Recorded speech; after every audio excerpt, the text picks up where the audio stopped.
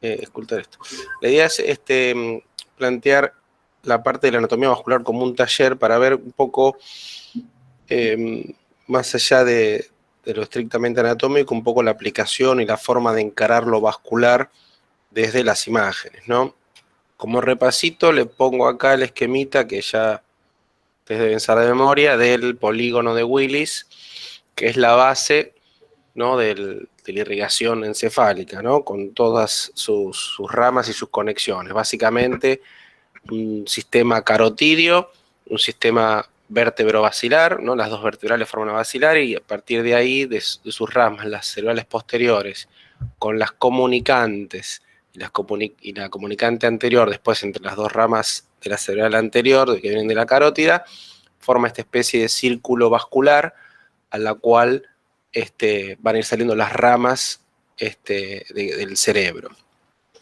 Esto no es ningún chiste porque es una de las bases que permanentemente, gracias a este círculo, es que la irrigación del cerebro está bastante bien conservada y vamos a ver cómo es esto, digamos, cómo es la aplicabilidad en la vida cotidiana de esto, cómo este círculo hace que por alguna alteración, ya sea no, no pensada o original, digamos, por alguna alteración en alguno de estos componentes, cómo se va afectada la irrigación, ¿sí?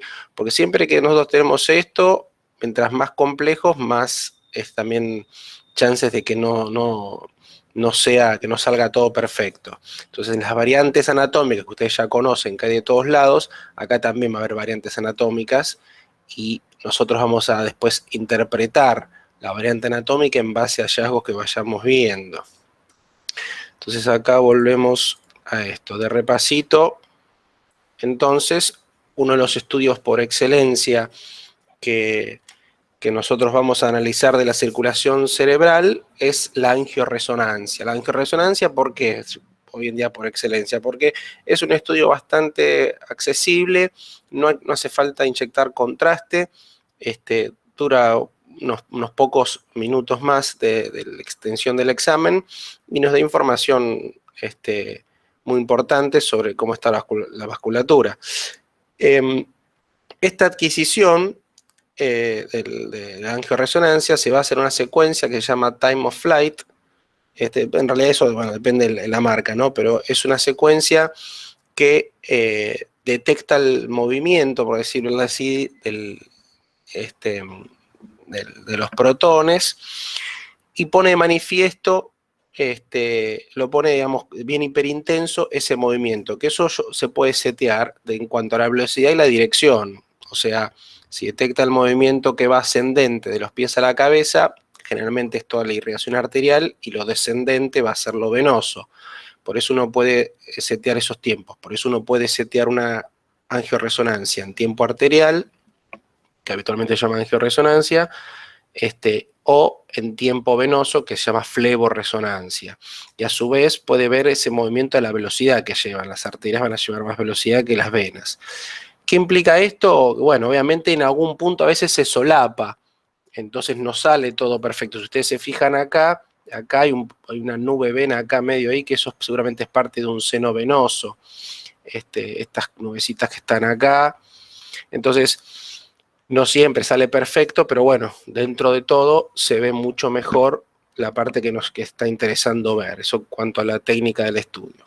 Otro aspecto importante que tengan en cuenta de la técnica del estudio es que la adquisición es volumétrica, o sea, se adquiere un volumen de todo ese cerebro, de toda esa cabeza, donde se va a ver todo de un gris bastante homogéneo, todas las estructuras excepto los vasos o la circulación, que se va a ver hiperintensa.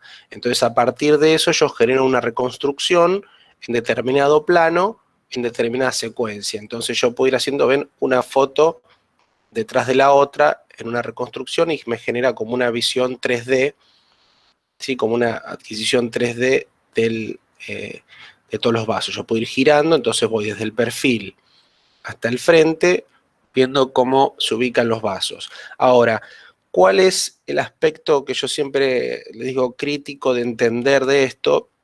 Que en realidad lo que están viendo acá no es una reconstrucción 3D en sí, sino que están viendo son fotos de lo que se llama MIP. El MIP es Maximum Intention Projection, o sea, es la proyección de la máxima intensidad. ¿A qué se refiere eso? Es como si ustedes en realidad estuvieran sacando fotos de radiografías, ¿sí?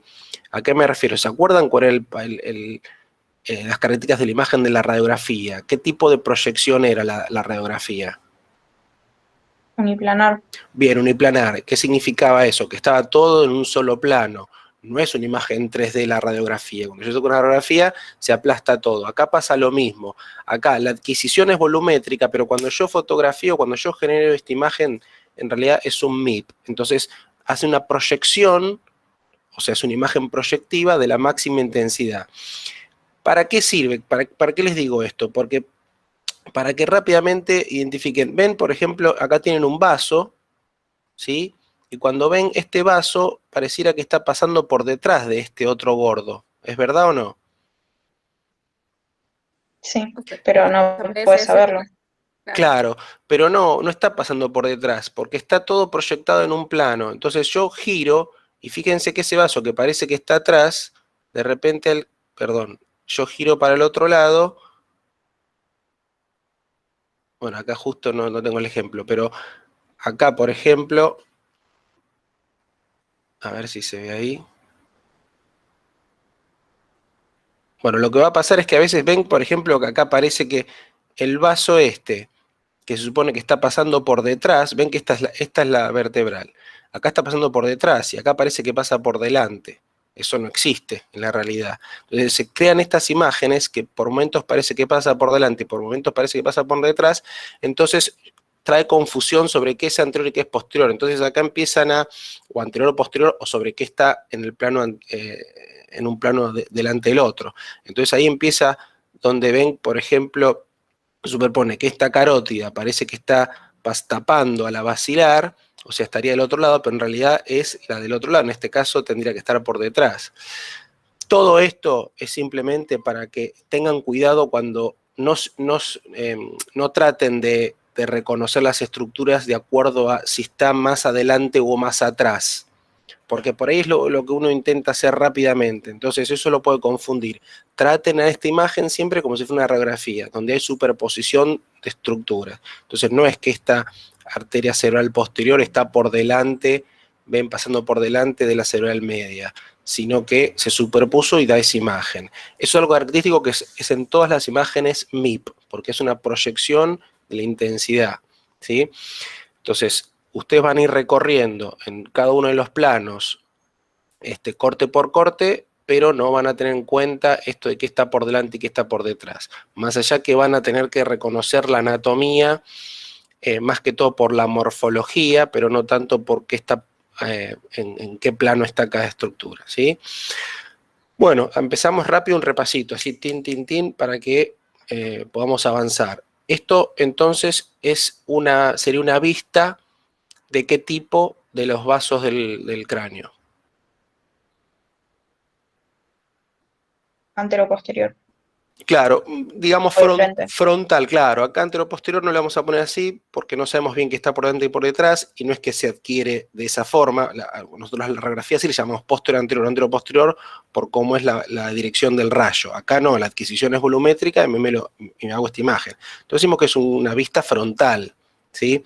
Más allá de qué está anterior y qué está posterior. Entonces en esta vista frontal si es una vista frontal, una línea media que pasa así, vamos a medir lo que es derecho de lo que es izquierdo. Entonces tenemos vasos que son pares y vasos que son impares, ¿no? La basilar, por ejemplo, es impar, está en el medio, o casi en el medio.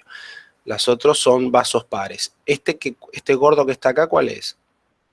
La carótida interna. Bien, carótida interna, ¿sí? Está entrando al cuello, acá pega el sifón, está acá acá está en el cuello, digo, acá está en el peñasco, acá pega la vuelta, acá se ven como una bola, porque en realidad está yendo hacia adelante, ¿sí? Entonces se superpone por ahí esa vuelta que después vamos a ver, ven esta vuelta del sifón, cuando se superpone así me hace como una pelota, es difícil identificarla, pero sé que es la parte que se proyecta hacia anterior, hasta que empieza a dar sus ramas terminales, la cerebral anterior, cerebral media, cerebral anterior ahí, cerebral media ahí. De este lado tenemos la otra. ¿sí? Esto es algo bastante frecuente que van a encontrar, fíjense que es algo característico, y es más frecuente de lo habitual, ¿no? Que es la simetría de vasos. Una carótida, fíjense que tiene este grosor, y esta carótida tiene este grosor. Esta vertebral tiene este grosor, y esta vertebral tiene este grosor. Eso es muy frecuente. Y fíjense, esto también se los señalo porque es algo característico. Cuando la arteria carótida se mete dentro del peñasco, ese hueso, ese trayecto intraóseo de la arteria genera un artificio bastante frecuente, que es como un aserruchado acá que tiene la arteria. Eso es un artificio y es normal, no es que esta arteria está mordida o tiene placas ni nada. La verdad que es muy raro encontrar una lesión vascular en el trayecto intraóseo de la carótida. Sí, es raro que encuentre una placa. Yo creo que tiene que ver justamente porque ese marco óseo hace que esa arteria esté prácticamente quieta, no se mueve. El latido cardíaco que se proyecta no hace que se distienda tanto, no hace que se mueva este vaso, y en general no hay lesiones en este sector. No, en cambio, sí en las partes libres. Las partes libres es donde más se suele ver placas. El lugar, obviamente, que más frecuentemente es en el bulbo carotídeo, ¿no? Donde en el origen de la carótida interna. Pero más allá de que pueda haber en cualquier lugar, esto es raro que haya placas ahí. Entonces, eso mismo me sirve para saber, para ubicarme que todo esto son artificios. Y lo van a encontrar en más de una oportunidad, este es aserruchado, así que no le damos bolilla. Y también me sirve para saber que ese aserruchado, seguramente, o sea, es justamente el sector donde está pasando por el peñasco, ¿sí? Por la porción intraósea del circuito carotídeo. Entonces me sirve para ubicarme también anatómicamente. Entonces ahí marcamos las dos carótidas internas. Dijimos, entonces acá están las vertebrales, fíjense, viene una, acá está la famosa vueltita a nivel del atlas, ¿se acuerdan? Que hace la vueltita así, se hace horizontal y después entra al cráneo por el agujero occipital, y acá está la otra vueltita del otro lado, ¿sí? Que tiene la otra vertebral. Fíjense, ven que lo mismo, acá parece que pasa por delante, acá parece que pasa por atrás, ya lo había dicho eso. Bueno, y ahí se unen las dos vertebrales, forma la basilar ahí en el medio. Sí. Pablo, una pregunta. Cuando dijiste que por lo general tenés una arteria carótida interna más gruesa que la otra y a su vez también puede haber una vertebral, ¿eso por lo general tipo se corresponden? Si tenés la carótida, por ejemplo, derecha más No, gruesa, no, la pues vertebral. no, puede Pues, ser azaroso. Lo que sí se va a corresponder en general es con lo que pasa acá arriba, y es lo que vamos a hablar un poco de lo que es el polígono. Si vos tenés una carótida gorda y la otra finita, seguramente esta carótida es dominante. Entonces es probable, por ejemplo, que la comunicante, la cerebral anterior de este lado va a ser más gorda, y la cerebral anterior, ven, de este lado es más finita, ven que no se ve la cerebral anterior. Hasta incluso podríamos decir que por ahí ni siquiera se formó la cerebral anterior de este lado. Y entonces, ¿qué hace? La sangre viene por acá y por la comunicante que ahí está anterior, irriga la cerebral anterior del lado izquierdo.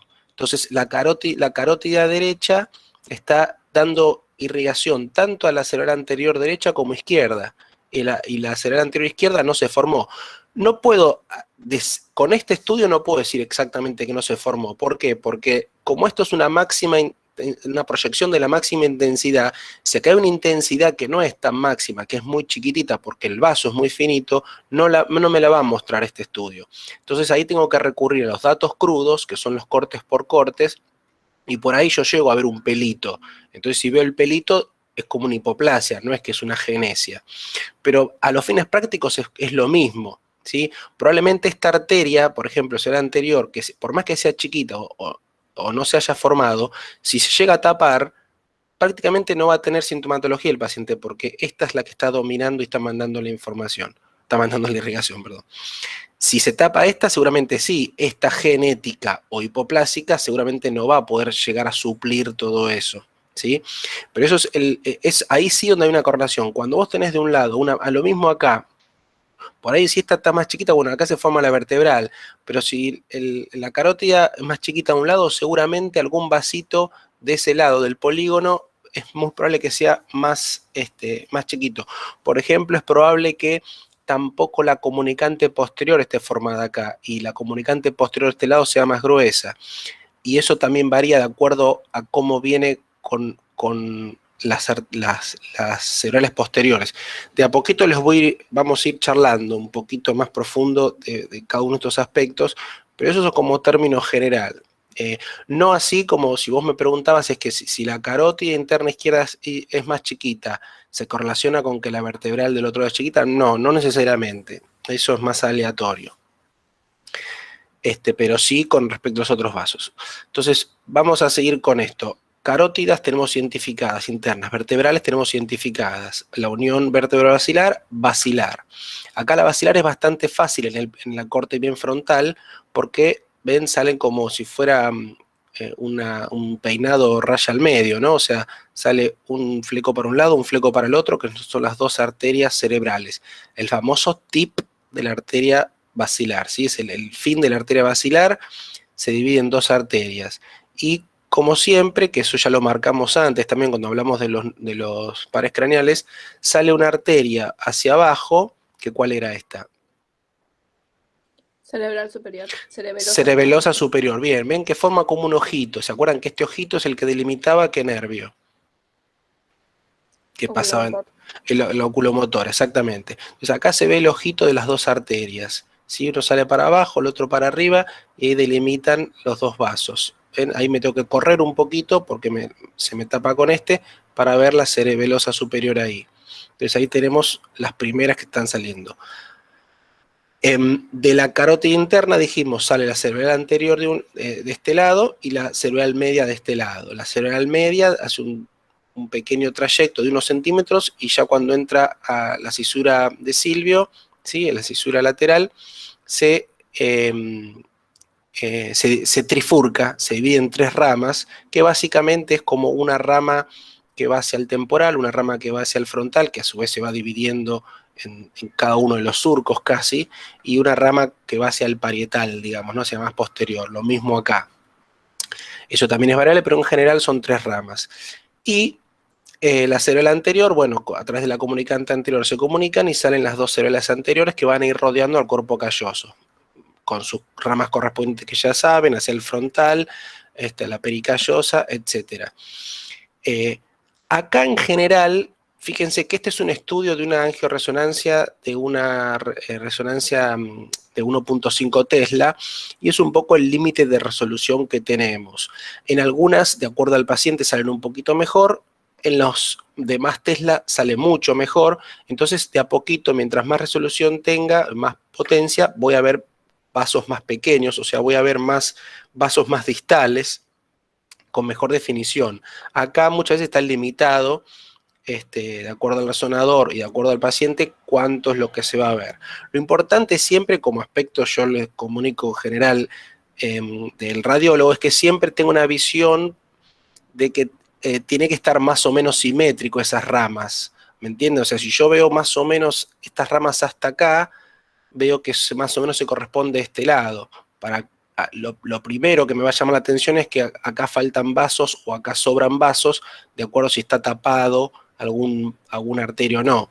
Entonces eso después cuando vayamos al taller específico, al jueguito de eso, se van a ir dando cuenta. Y acá tenemos otros vasos. ¿Estos qué vasos son? Estos que están acá. Meningia media. Meningia media, bueno, puede ser. En realidad acá está más o menos la base del cráneo. Todavía no sé qué serían. Vasos parecidos a la meningia media, ¿no? ¿De quién? ¿Rama de quién? De la maxilar. Claro, ramas de la carótida externa o maxilar, exacto. Alguna de esas ramas, esto es parte del sistema solamente carótida externa, ¿sí? Con ramas que también superponen, son arterias que ascienden y esas no las puedo borrar, no puedo hacer que desaparezcan. Pero importante que no nos confundan, ven cómo se van hacia afuera y no se meten, no forman parte del polígono, ¿sí?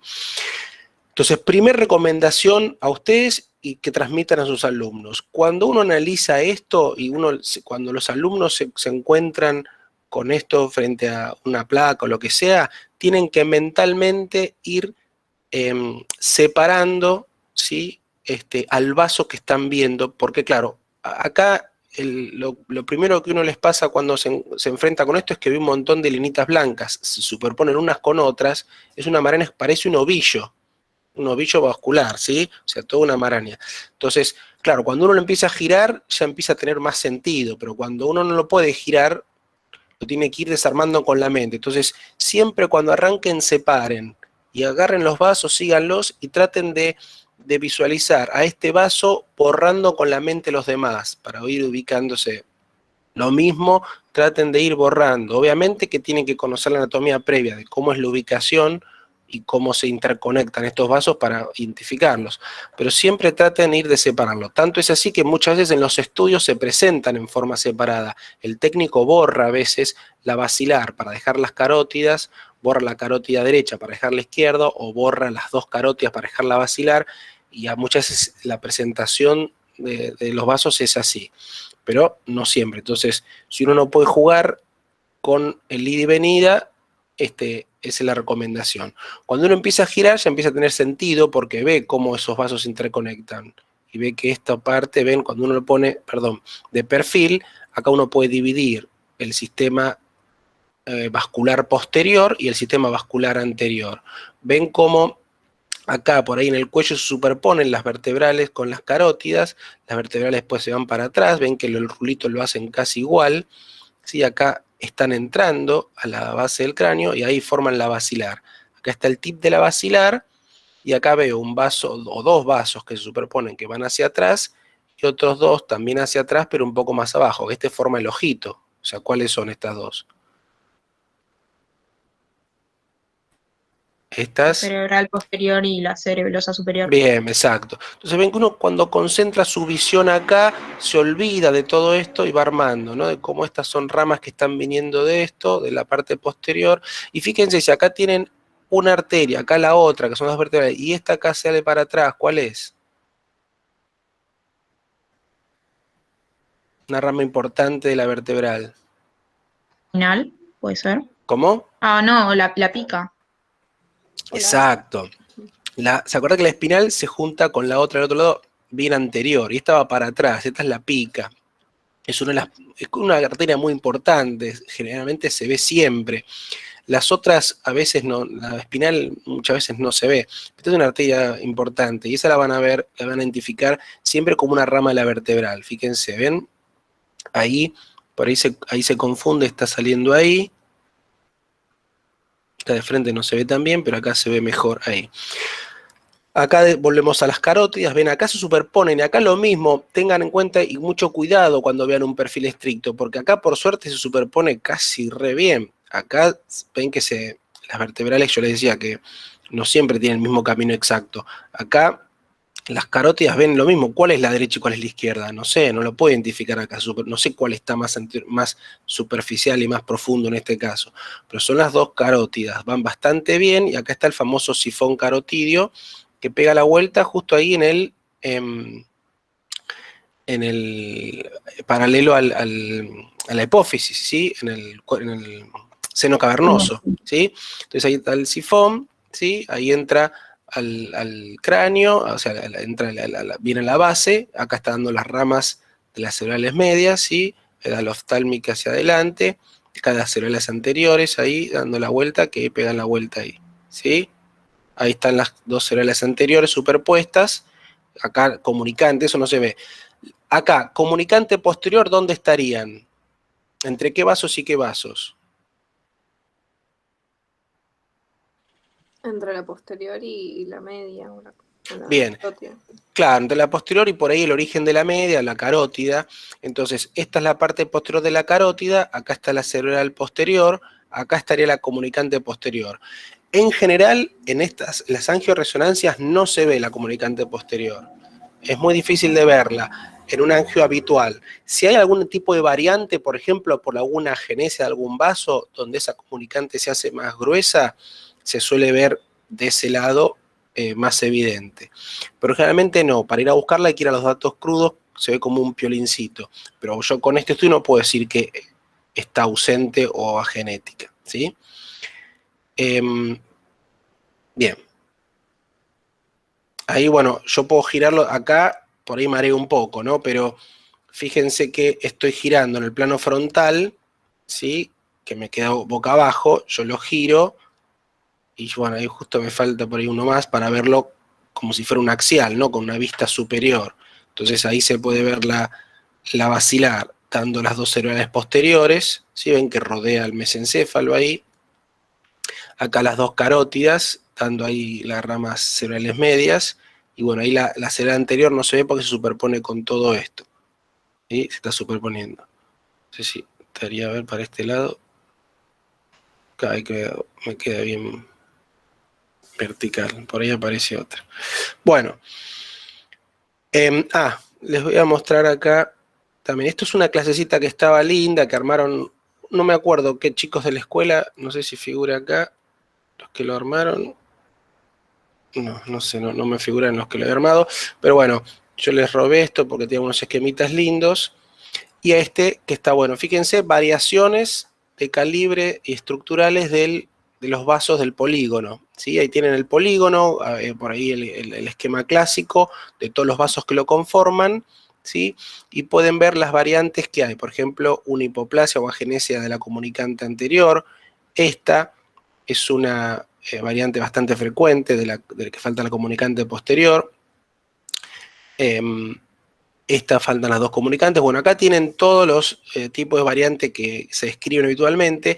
Una variante interesante es esta, ¿sí? La 9 acá, que se llama, ¿cómo se llama? Variante fetal, ¿sí? No sé por qué, prácticamente porque todas supongo que tienen un origen congénito, pero fíjense qué está pasando acá. Acá hay una agenesia de un sector de la posterior. Ya que está, les meto una terminología que se utiliza habitualmente en la vascularización cerebral. Cada una de las arterias se divide en segmentos de acuerdo a ciertos reparos anatómicos. Entonces, cada arteria cerebral media, anterior y posterior, los voy a dividir en segmentos de P1, P2, P3, por ejemplo, posterior 1, posterior 2, posterior 3, M1, M2, M3, A1, A2, A3, que tiene que ver con qué segmentos de acuerdo generalmente con origen. Por ejemplo, el segmento P1 de la cerebral posterior es desde su origen hasta la desembocadura o la anastomosis con la comunicante. Entonces eso es P1. A partir de la comunicante hasta no me acuerdo qué rama era, el segmento P2. A lo mismo con M1. M1, el segmento M del origen de la media hasta la trifurcación es M1.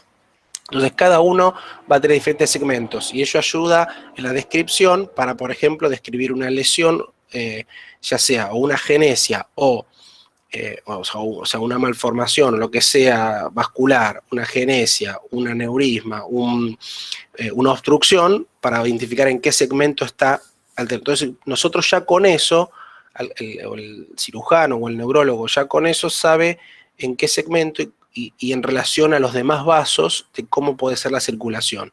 Entonces, si yo les digo, esta que es la circulación fetal, la variante fetal P1 está ausente, ven que la única forma de irrigación que tiene la cerebral posterior de ese lado es a través de la comunicante posterior de la carótida interna.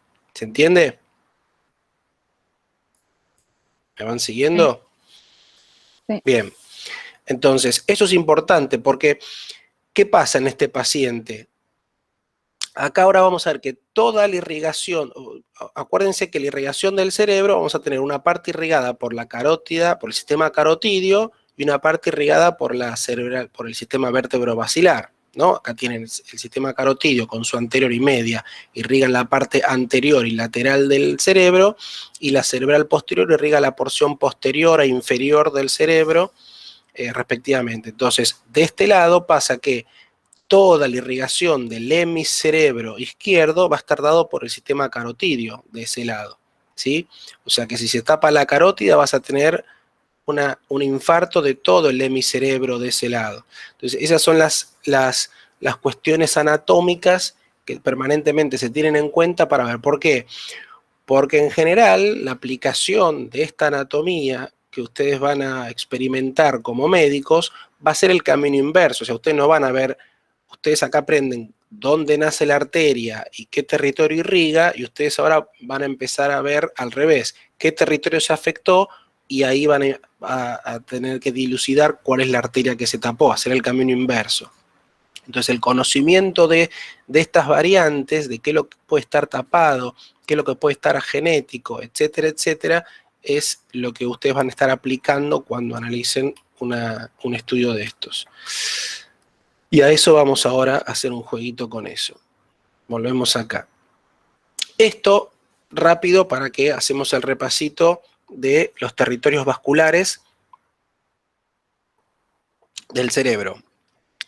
Nosotros vamos a hacer rápidamente una gran distinción en la vascularización cerebral. Vamos a hacer una vascularización de la corteza cerebral, de la porción más externa, y una irrigación de los centros más profundos, o sea, de la parte interna del cerebro. Lo que por ahí, así como uno divide en configuración interna y configuración externa, la irrigación la podemos dividir básicamente en dos.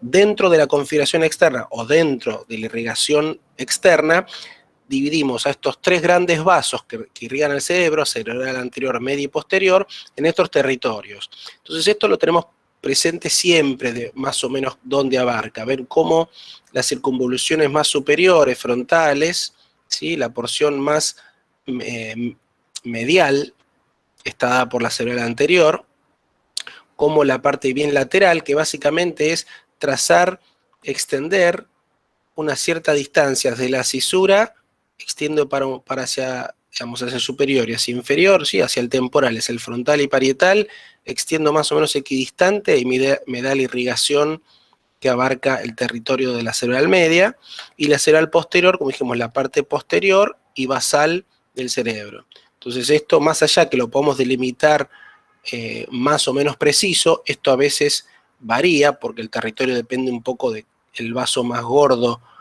por ahí le gana un poquito de territorio al otro, eso puede cambiar también, pero en términos generales uno tiene un aspecto global de cómo es la irrigación periférica. Esta sería desde la vista interna, ¿sí? De la vista medial.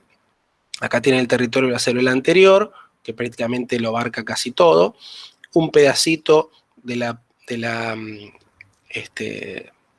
media, ¿sí? Que ven, abarca por ahí el polo temporal, lo podemos definir ahí, que es la cerebral media, y la porción bien occipital, ¿sí? y basal de la cerebral posterior. Es lo que tenemos bien delimitado en nuestro esquema mental de cómo es la irrigación.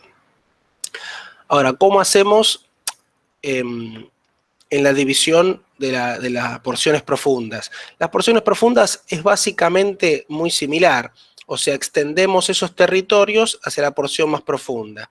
Entonces, así como dividimos la porción anterior, es de la cerebral anterior, la porción lateral es de la cerebral media, de la porción posterior, de la cerebral posterior, eso mismo lo aplicamos en la parte profunda, ¿sí? Entonces, cada uno de estos territorios va a estar dado por ramas profundas de cada una de estas arterias, ¿sí? Llamamos ramas profundas o ramas perforantes, porque van a ir perforando para llegar a lo profundo. Entonces acá yo siempre lo recalco, algo que me sirvió muchísimo a mí, cuando yo hice la escuelita, donde nos agarró a José Luis Allende, no sé si ustedes lo conocen, pero bueno, fue uno de los creadores de la escuela, o no sé si creadores, pero uno de la participación en la escuela de ayudantes desde que por lo menos yo estoy, y cuando yo cursaba, que él nos daba clases de neuro, nos hizo este esquemita bastante sencillo que me pareció fundamental. Si ustedes agarran a los ventrículos laterales, ventrículos hasta frontales, acá estarían las astas esfenoidales o casi la encrucijada, ¿no? Y uno hace una X, que más o menos que pasa por esos sectores, ¿no? Los ventrículos, hace una X, prácticamente tienen delimitados los territorios vasculares de cada una de las arterias. En el triángulo superior va a estar la anterior, en el triángulo posterior va a estar la posterior, y en los triángulos laterales va a estar la cerebral media, con sus respectivos ramos profundos. Entonces, ¿esto por qué es muy útil? Porque cuando uno lo ve así, en este esquemita es fácil, uno delimita acá con pinturita, pero cuando uno lo ve Bueno, en una tomografía es más complejo. Entonces, en una tomografía hago lo mismo, ¿ven? Yo hago una X con los ventrículos y yo con eso ya tengo delimitado más o menos los territorios de cada una de estas arterias, ¿sí? Ahora vamos a ver cómo se va aplicando. Yo a ese esquemita que nos mostró el doctor Allende le agrego un paréntesis acá. Ese paréntesis acá, que es paralelo más o menos a los núcleos de la base, es el territorio que me delimita las ramas profundas de las superficiales, ¿sí? La porción profunda de la superficial. Acá, bueno, esto es el corte frontal de cómo está delimitado, que fíjense que también es medio como una X similar, pero bueno, acá estaría la anterior, la media y la posterior y las ramas profundas. Entonces, yo acá tengo los territorios vasculares y hago el paréntesis de los núcleos de la base para delimitar los territorios superficiales o corticales de los territorios profundos, ¿sí? ¿Se entiende el esquemita? Básico. Entonces, fíjense acá, ¿a ustedes les llama algo la atención?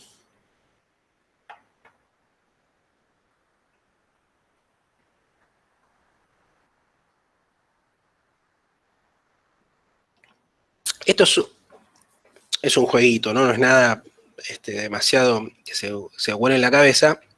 Yo lo pongo pues un ejemplo, un paciente que me pasó a mí en la guardia cuando era residente. Es un paciente que viene se presenta a la guardia con una hemiparesia, ¿sí? O sea, no, tiene pérdida de fuerza de el miembro superior e inferior derechos, ¿sí? Así viene la guardia. Entonces, en ese contexto, rápidamente le piden una tomografía. La tomografía, ¿por qué le piden? Básicamente, lo que primero uno quiere descartar es que no tenga un coágulo, ¿sí?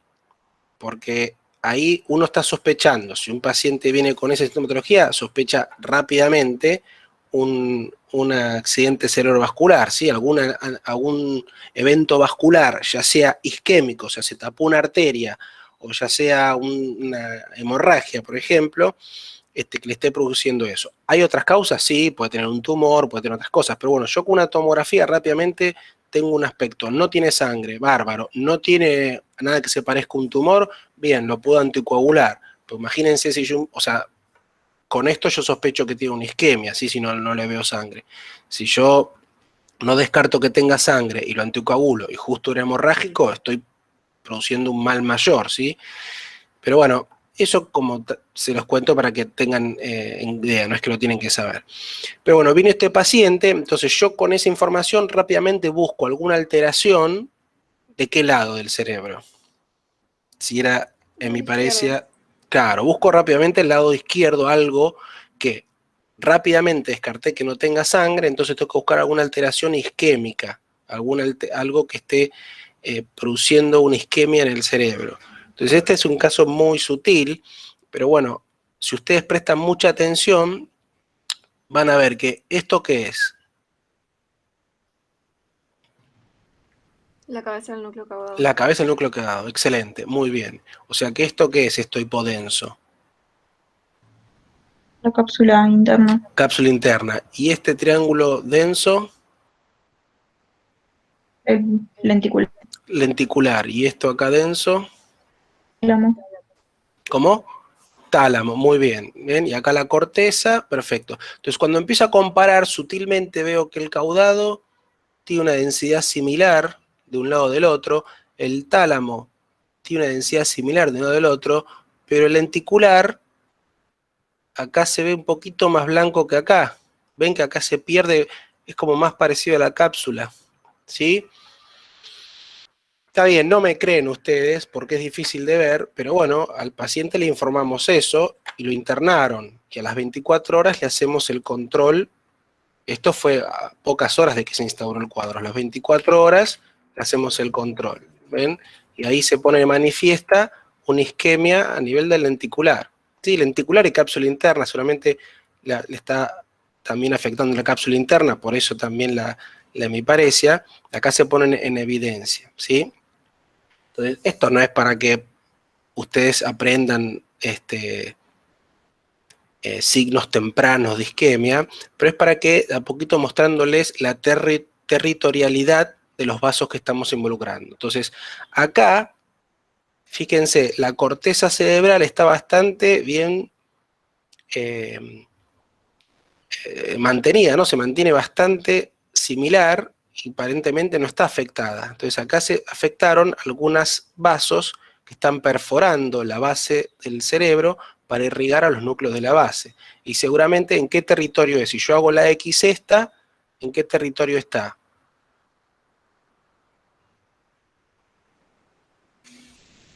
¿De la X o de Claro, yo hago la X, ¿no? Entonces digo, esta isquemia, ¿en qué territorio vascular está ubicada? de la media La cerebral o media. de las profundas?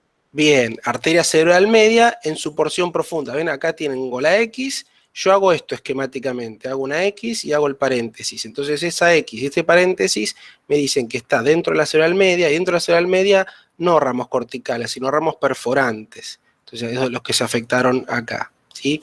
Por eso yo hago eso. Y esto es lo que yo le quería decir antes, el camino inverso. Yo conozco la irrigación, la anatomía de la irrigación, entonces yo ahora me aparece la isquemia y busco cuál es el vaso que debe estar afectado este. Entonces ahí donde yo utilizo esto para decir, bueno, ramos de la cerebral media, específicamente los perforantes. Vamos a ir viendo eso paso a paso.